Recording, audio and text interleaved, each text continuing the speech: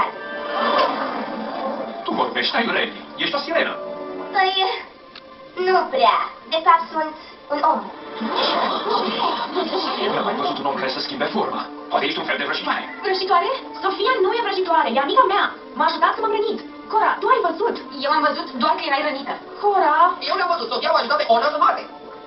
Eu pot face să plece cu rabia, majestate, dar dați-mi o șansă. Te rog, mami, ai încredere. Nu putem crede niciun om. Blanc, Sofia, vino în față. Sofia, îți dai cuvântul că îți vei muta vasul imediat? Promit. Atunci du-te, copilă. Părăsește golful și nu te mai întoarce. Desigur, majestate. Mulțumesc. La revedere, Sofia. Cu tot respectul, majestate, cum putem crede un om? Toți trebuie să primească șansa să facă ceea ce trebuie. Să știți că noi, căluții de mare, suntem judecători foarte buni ai caracterelor și cred că fata om va face ce a spus, majestate. Nu te-a întrebat nimeni, Sven. Nimeni nu mă întreabă, de aceea vorbesc neîntrebat. Sven, nu contează ce spunem. Oricum nu ne ascultă nimeni. Ce spune? Sofia, scuze pentru mama. Nu e mereu așa. N-ai chestie, dar mama nu e așa. nu-i nimic. Te înțeleg. Doar că e păcat că trebuie să plec. Totuși, doar ce le-am împrietenit. Știu. Unde lipsi? Și tu mie.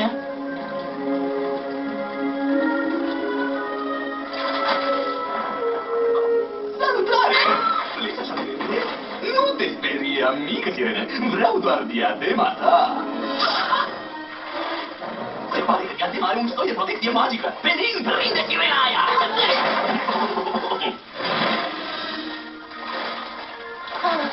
Ajutor! Sofia! Ona? Vine acum!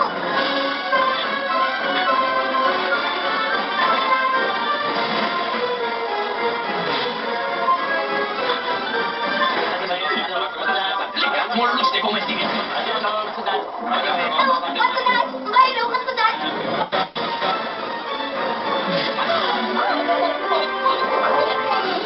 Foarte bine, Pelin! Unde? Au luat-o! Ona? Ona! Ona! Ona! Excelent! Acum, să ducem sirena pe vas ca să pot găsi o vrajă care să desfacă vraja protectoare. Sau poate vrea să le scutești de atâta deranj și să-mi dai diadema acum. Bine. Vorbi serios? Niciodată.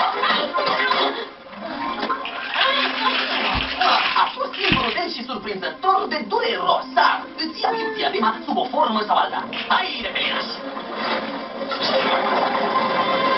Ona? Oh,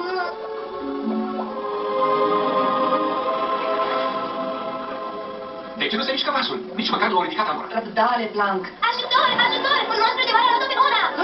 Am urmărit-o până la pădurea de alge, apoi au dispărut. Ona a dispărut? Este imposibil. E o păcăleală, majestate. Știm cu toții că nu sunt noștri în aceste ape. Dar l-am văzut! Sigur, oamenii au luat-o pe Ona captivă și au trimis-o pe față să ne mintă. Nu e adevărat!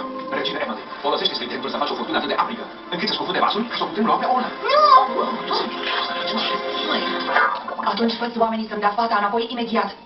Nu pot! Atunci nu-mi dai de ales. Stai! O să o aduc pe Ona înapoi. Am nevoie doar de puțin timp. Majestate, te rog. Ai timp până la apus. Bine.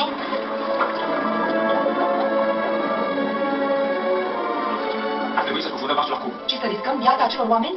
Blanc, știu ce s-a întâmplat cu tine când oamenii au fost aici ultima oară. Urmărește fata, stai cu ochii pe ea. Și anunță-mă dacă o vezi pe Ona. Desigur, majestate. Mami, Ona o să fie bine? Desigur, Cora. Într-un fel sau altul, o să o aducem acasă. Dă-mi drumul, monstru nemernicești! Nu, până nu-ți iau diadema. Nu mi-o lua nume de rău.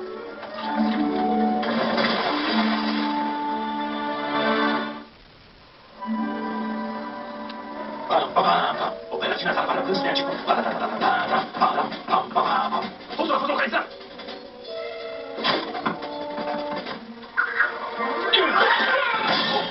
Plătești bine? Misiune neîndeplinită. Ești mulțumit? Amândoi ne-am pierdut prânzul. Al meu. Acum e al nimănui. Da, am întâlnit-o. Asta e ciudat. Majestățile voastre, prânzul e servit afară. Încă ne obișnim cu marea? Mă simt foarte bine, Amiral Jimboy. Benwick, o cauți tu pe Sofia și îi spui că e ora de se? Imediat, majestate. Mă întreb unde s-a dus. Probabil e în camera ei să-și termine cartea. Nu știu de ce ar sta unii în cameră într-o zi atât de frumoasă. Chiar nu știu. Sofia, stai! Ce este? Stai să mă uit la tine. Stai un pic. Căruțile mari mereu știu când cineva spune adevărul. Și tu ai spus adevărul, ceea ce înseamnă că Ona chiar a fost prinsă de un monstru de mare. Trebuie să o găsim. Te ajut să o cauți. Dar ar putea fi oriunde. Atunci vom căuta în tot golful. Dar avem timp doar până la apus. Și suntem doar noi doi. Mai e cineva pe vapor care ne-ar putea ajuta?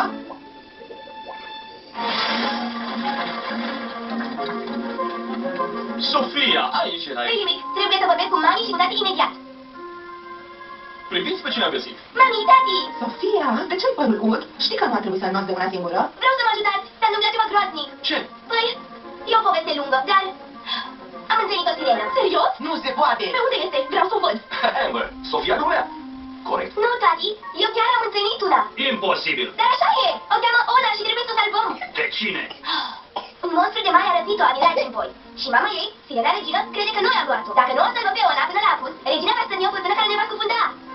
Asta e absurd. Pare puțin cam exagerat, Sofia. Seamănă cu una din poveștile din cartea cu sirene. Păi, poate că Sofia a dormit când citea cartea și a visat toate balivernele astea. Dar nu sunt baliverne. Atunci putem întâlni celelalte sirene?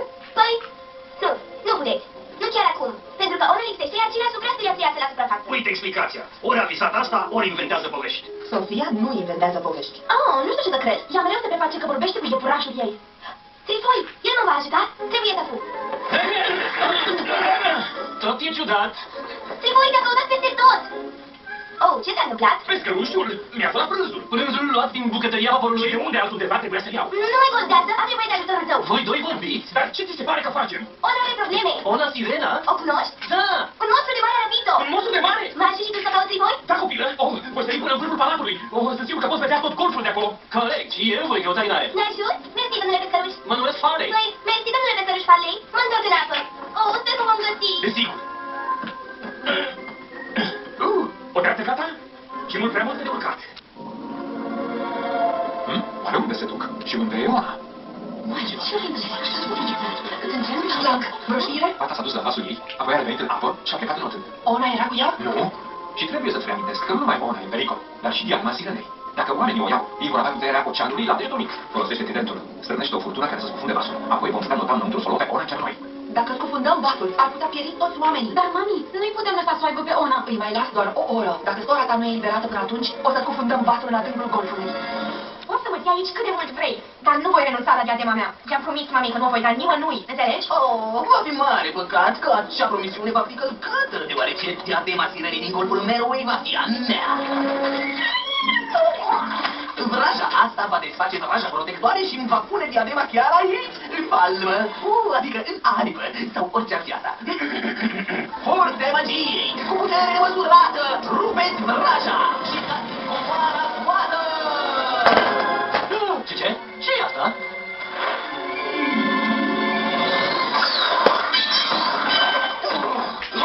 N-a funcționat.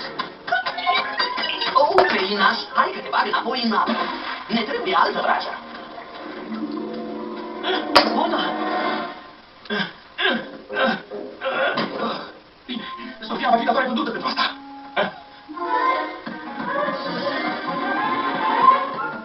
Și privește de buză. Pare soare pe vasul meu. Deja. Am spus. Ești la fel de greu precum par, știai asta? Îmi faci de mine! Cred că am dat și o să-i o dau pestăria aia. Am găsit-o pe Ona. Ai găsit-o? Da, dar nu o găsesc pe Sofia. Hei, uite acolo! Acolo jos! Trebuie să mai căutăm. Mă duc să vorbesc cu Trifoi. Poate că el a văzut ceva. Corect. Și mai exact cine e Trifoi? Sofia! Mersi pentru aterizarea ușoară! Sofia, monstrul de mare o ține pe Ona pe barcă. Unde? Îți arăt eu, după mine! Hai, ești singură? Nu, Farley și Sven vor merge cu mine. Nimeni nu mă mai crede. Așa că voi încerca singur.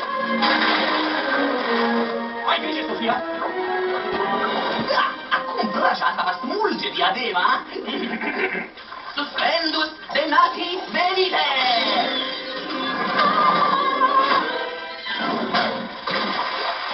Exuberanțele lui Merlin, trebuie să consult și celelalte cărți. Care-i carte? Ah, bucuria magiei! Da, perfect! Farley! Sofia! Unde e monstrul ăla? Acolo sus! Încearcă să-mi fure diadema fermecată. Stai liniștită, te scot eu de aici. Unde este cheia? Habar n-am.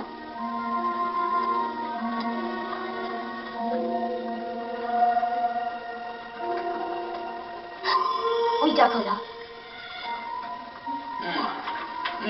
Nu.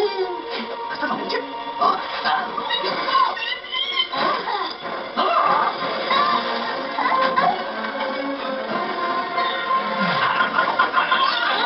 Sofia! Cine? Nu așa de iute! Cheia! Nu!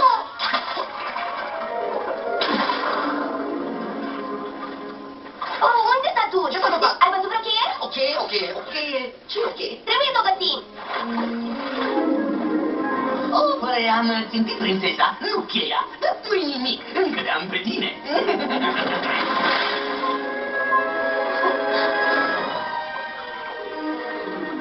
Nu mai putem aștepta. E timpul să ne ocupăm singuri de această problemă. Atenție! Mergeți la casele voastre până ne întoarcem. Acum plecăm, hai. Clank, hai să mergem să-mi iau fica înapoi. Da, majestate. Vin și eu cu voi. Nu, va fi foarte periculos acolo sus. Dar e surioara mea și eu trebuia să am grijă de ea. O vom găsi pe Ona. Îți promit.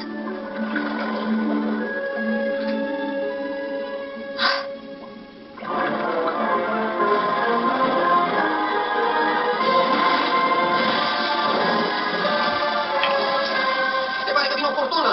Nu prea bine. Regina Emily o provoacă.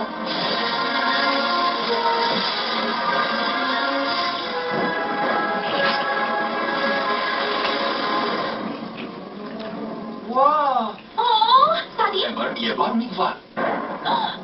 Bailiwick, te duci să vezi ce face Sofia? Mă duc să verific. Regina m-a scufundat curată cu familia mea. Hai să-i spunem că am găsit-o pe Ona. Ea nu mă va crede.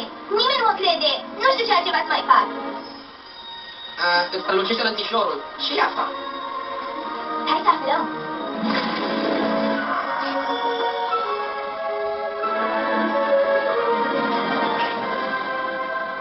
Ariel? Prințesa Ariel? Ce faci tu aici? Amuleta Sofiei m-a adus aici să o ajut. Sofia, ce se întâmplă? Prietena mea, Ona, are probleme. Am încercat să o salvez, dar... Nu ai putut fi una singură? Nu. Câteodată cu toții avem nevoie de ajutor. Odată, prințul Eric a avut nevoie de ajutorul meu. Și familia mea este în pericol.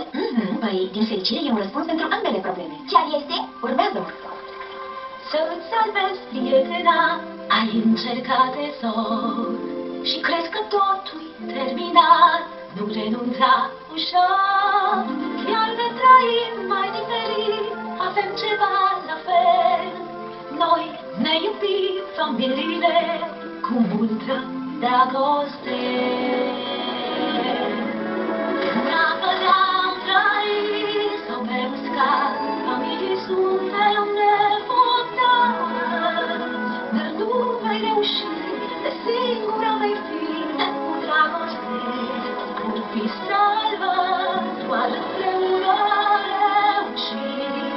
Și doar în armonie noi să fim. Putem scăpa de toate, în latul împărați. Cu dragoste, ei sunt salvați. Acolo e sirena, tresorul să o salveze. Arată-i că tu simți la fel și sigur te va crede. Doar împreună reușim și doar în armonie noi să fim. Poți scăpa de toate, te va vedea și ea, indiferent de unde ești, cu dragoste. Ei sunt salvați.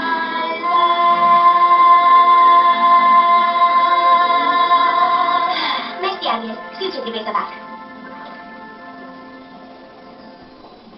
Sofia, ce sirenă te va crede într-un om? O sirenă a cărei surioară are probleme. Tu, relaxează-te, Cora. Unde mi-e surioara? Sofia spune adevărul. Am văzut monstrul cu ochii mei, cu amândoi. Adevărat? Vrea diadema Onei și știu vrăjitorie. Ești sora cea mare a Onei și singura care te-au salvat să lucrăm împreună. Ai spus că monstrul vrea diadema Onei? Asta mi-a spus ea. Atunci trebuie să o eliberăm înainte să o ia. Are puterea de a controla oceanul. Serios? Mama i-a dat diadema Onei ca nimeni să nu folosească puterea. Dar el nu știe ce poate face. Trebuia să mi-o dea mie. Știu cum să o folosesc. Și Ona n-ar mai fi fost în pericol. Deci mă vei ajuta? Orice pentru Ona. Oh, cum rămâne cu furtuna? Trebuie să o oprim înainte să scufunde palatul. Stai liniștită, o opresc eu pe regina Emily. Tu și ce armată, Stan? Aceasta, Cora, te De fapt, sunt unul de la mai apropiate, având un verișorit pe drum. Stai de mice, gașcă! Haide! Pe unde umbli, Sofia? Aha! Costul e aici! Ona tot e în pericol, așa că m-am gândit să facem o echipă. Vom fi de neoprit. Operațiunea salvarea sirenei a început. Furtuna nu e destul de puternică, ar provoca un taifun. Așa să fie. Voi doi vorbiți, dar ce ți se pare că facem? Ona are probleme. Ona Sirena? O cunoști? Da! Un monstru de mare a răpit-o. Un monstru de mare? M-aș și tu să cauți voi? Da, copilă! Oh, voi sări până în vârful palatului! Oh, să sigur că poți vedea tot golful de acolo! Corect, și eu voi căuta din aer! Ne ajut? Mersi, domnule pescăruș. Mă numesc Farley! Noi, mersi, domnule pescăruș Farley. Mă întorc în apă. Oh, sper că vom găsi. Desigur! O treaptă gata? Și mult prea multe de urcat! Oare unde se duc? Și unde e Ona? Blanc, vreo știre? Fata s-a dus la vasul ei, apoi a revenit în apă și a plecat în otel. Ona era cu ea? Nu? Și trebuie să-ți reamintesc că nu numai Ona e în pericol, dar și Diana Sirenei. Dacă oamenii o iau, ei vor avea puterea oceanului la degetul mic. Folosește tridentul, strânește o furtună care să scufunde vasul. Apoi vom sta nota înăuntru să o luăm pe Ona chiar noi. Dacă scufundăm vasul, ar putea pieri toți oamenii. Dar, mami, nu-i putem lăsa să o aibă pe Ona. Îi mai las doar o oră. Dacă sora ta nu e eliberată până atunci, o să scufundăm vasul în adâncul golfului. Poți să mă ții aici cât de mult vrei, dar nu voi renunța la diadema mea. I-am promis, mami, că nu o voi da nimănui, înțelegi? Oh, va fi mare păcat că acea promisiune va fi călcată, deoarece diadema sirenei din golful Meroe va fi a mea. Vraja asta sau ori inventează povești? Sofia nu inventează povești. Oh, nu știu ce să cred. Ea mereu se preface că vorbește cu iepurașul ei. Trifoi, el nu va ajuta? Trebuie să fug. Tot e ciudat. Trifoi, te-a căutat peste tot. Oh, ce te-a întâmplat? Pescărușul mi-a furat prânzul. Prânzul luat din bucătăria vaporului. Și unde altundeva trebuia să-l iau. Nu mai contează, am nevoie de ajutorul tău. Voi doi vorbiți, dar ce ți se pare că facem? Ona are probleme. Ona Sirena? O cunoști? Da! Un monstru de mare a răpit-o. Un monstru de mare? M-aș și tu să cauți voi? Da, copilă! Oh, voi sări până în vârful palatului! Oh, să sigur că poți vedea tot golful de acolo! Corect, și eu voi căuta din aer! Ne ajut? Mersi, domnule pescăruș. Mă numesc Farley! Noi, mersi, domnule pescăruș Farley. Mă întorc în apă. Oh, sper că vom găsi. Desigur! O treaptă gata? Și mult prea multe de urcat! Oare unde se duc? Și unde e Ona? Blanc, vreo știre? Fata s-a dus la vasul ei, apoi a revenit în apă și a plecat în otel. Ona era cu ea? Nu? Și trebuie să-ți reamintesc că nu numai Ona e în pericol, dar și Diana Sirenei. Dacă oamenii o iau, ei vor avea puterea oceanului la degetul mic. Folosește tridentul, strânește o furtună care să scufunde vasul. Apoi vom sta nota înăuntru să o luăm pe Ona chiar noi. Dacă scufundăm vasul, ar putea pieri toți oamenii. Dar, mami, nu-i Eu n-am mai văzut un om care să schimbe forma. Poate ești un fel de vrăjitoare. Vrăjitoare? Sofia nu e vrăjitoare, e amica mea. M-a ajutat când m-am rănit. Cora, tu ai văzut? Eu am văzut doar că erai rănită. Cora? Eu n-am văzut, Sofia o ajutat pe Ona să moare. Eu pot face să plece Coradia, majestate, dar dați-mi o șansă. Te rog, mami, ai încredere. Nu putem crede niciun om. Blanc, Sofia, vino în vadă. Sofia, îți dai cuvântul că îți vei muta vasul imediat? Promit. Atunci du-te, copilă. Părăsește golful și nu te mai întoarce. Desigur, majestate. Mulțumesc. La revedere, Oh, Sofia. Cu tot respectul, majestate, cum putem crede un om? Toți trebuie să primească șansa să facă ceea ce trebuie. Să știți că noi, căluții de mare, suntem judecători foarte buni ai caracterelor și cred că fata om va face ce a spus, majestate. Nu te-a întrebat nimeni, Sven. Nimeni nu mă întreabă, de aceea vorbesc neîntrebat. Sven, nu contează ce spunem. Oricum nu ne ascultă nimeni. Ce nu spune dumneavoastră? Sofia, scuze pentru mama. Nu e mereu așa. Frank este, dar mama nu e așa. nu-i nimic. Te înțeleg. Doar că e păcat că trebuie să plec. Totuși, doar ce le-am împrietenit. Știu. Unde lipsi? Și tu mie.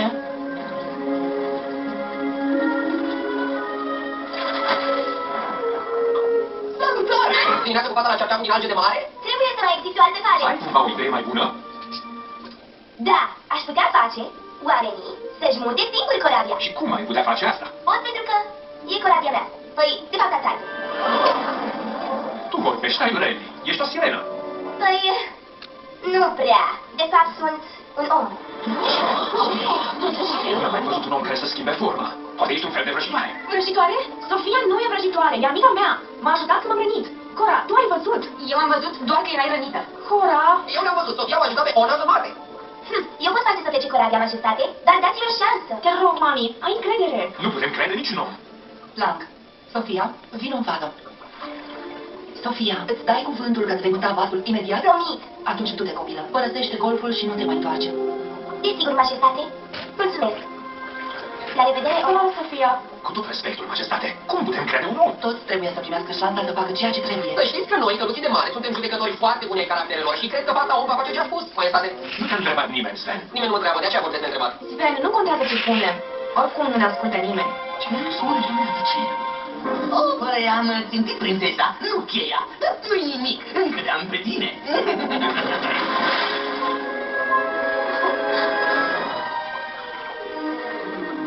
Nu mai putem aștepta. E timpul să ne ocupăm singuri de această problemă. Atenție! Mergeți la casele voastre până ne întoarcem.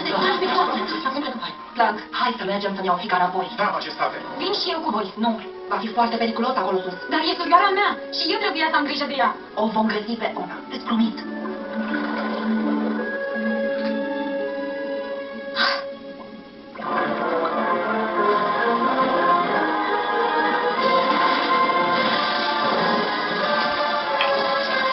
Se pare că vine o furtună.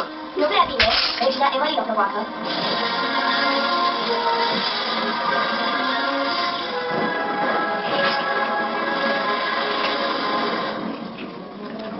Wow! Oh, tati! Ember, e doar mic val. Bailiwick, te duci să vezi ce face Sofia? Mă duc să verific. Regina m-a scufundat cu radio cu familia mea. Haideți, spunem că am găsit-o pe Ona. Ea nu mă va crede. Nimeni nu mă crede. Nu știu ce altceva să mai fac.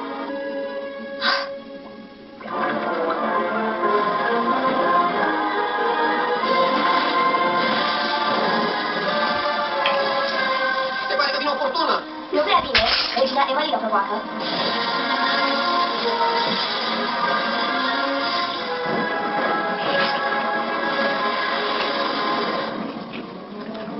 Wow! Oh, tati! Ember, e doar mic val. Bailiwick, te duci să vezi ce face Sofia? Mă duc să verific. Regina m-a scufundat cu radio cu familia mea. Haideți, spunem că am găsit-o pe Ona. Ea nu mă va crede. Nimeni nu mă crede. Nu știu ce altceva să mai fac. Îți strălucește lănțișorul. Și asta. Hai să aflăm.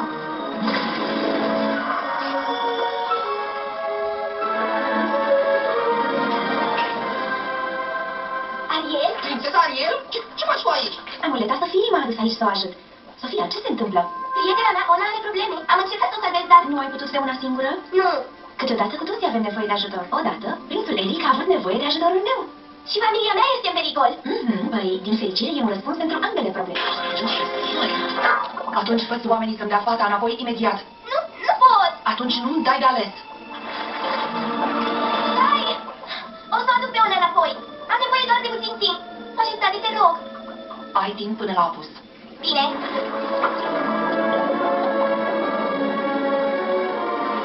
Ar trebui să scufundăm vasul acum. Și să riscăm viața acelor oameni? Plank, știu ce s-a întâmplat cu tine când oamenii au fost aici ultima oară. Urmărește fata, stai cu ochii pe ea. Și anunță-mă dacă o vezi pe Ona. Sigur, majestate. Mami, Ona o să fie bine? Desigur, Cora. Într-un fel sau altul, o să o aducem acasă. Dă-mi drumul, monstru nemernicești! Nu, până nu-ți iau diadema. Nu mi-o lua nume de rău.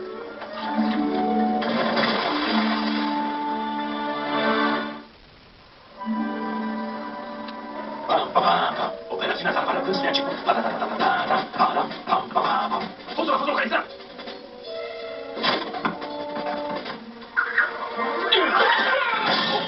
Plătești bine?